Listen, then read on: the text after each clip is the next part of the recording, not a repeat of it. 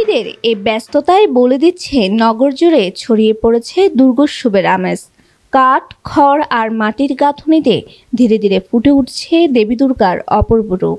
শিল্পীদের তুলি ও কারুকার্যে প্রাণ পাচ্ছে দেবী ও তার পরিবার। তবে এবার সব প্রতিমাই তৈরি হচ্ছে মাটির তৈরি কারুকাজে। শারদীয় দুর্গাপূজা উপলক্ষে নগরের প্রতিমালয়ে চলছে বিশাল কর্মযজ্ঞ।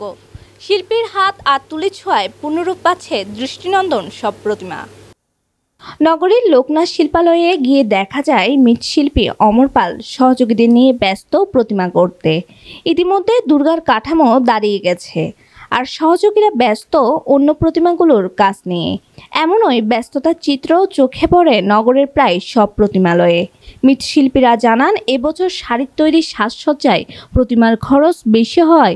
মাটি তৈরি কারুকার্যে সজ্জিত প্রতিমা নিতে স্বাচ্ছন্দ্য বোধ করছে ক্রেতারা। ফলে একদিকে খরচ কমছে, অন্যদিকে শিল্পরূপে আসছে নতুনত্ব। এক একটা প্রতিমা সাজাইতে 50,000 টাকা দরকার। এই 50,000 টাকা কাস্টমারে পাবে কোথায় এবার? যার জন্য মাটির সাজ দিয়ে কোনো রকমে পূজাটা যাতে হোক, এই জন্য আমরা মাটির সাজ করি। অলংকারের যে দাম, সেই হিসেবে কাস্টমারের খুব কষ্ট হইতেছে এইগুলি দিয়ে তৈরি করার জন্য, কিনে সাজ কাজ তৈরি করার। এখানে মাটির দিয়ে তৈরি করলে তাদের একটু কস্টিংটা কম আসে, এই কারণে এইগুলি তাদের চয়েস ভালো হয়। সুন্দরভাবে প্রতিমা তৈরি হচ্ছে। এবছরও আগে ছোটোবেলার যে আগে অনুভূতি, আবেগ, সেটা এবারও প্রকাশ পাবে আশা করি। পঞ্জিকা অনুসারে 2025 সালে দুর্গাপূজা শুরু হবে 28 সেপ্টেম্বর, রবিবার ষষ্ঠী এবং শেষ হবে 2 অক্টোবর বৃহস্পতিবার বিজয়া দশমীর মাধ্যমে।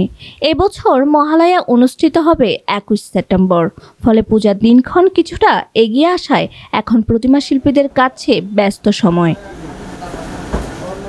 প্রতিমা গড়তে গিয়ে দম ফেলার ফুরসত নেই প্রতিমা শিল্পীদের।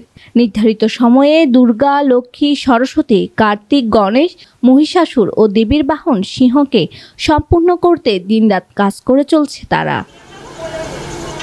শিল্পীর হাতের ছোঁয়ায় যখন প্রতিমা পায় পূর্ণতা, তখনই প্রাণ ফিরে পায় শারদীয় দুর্গোৎসব।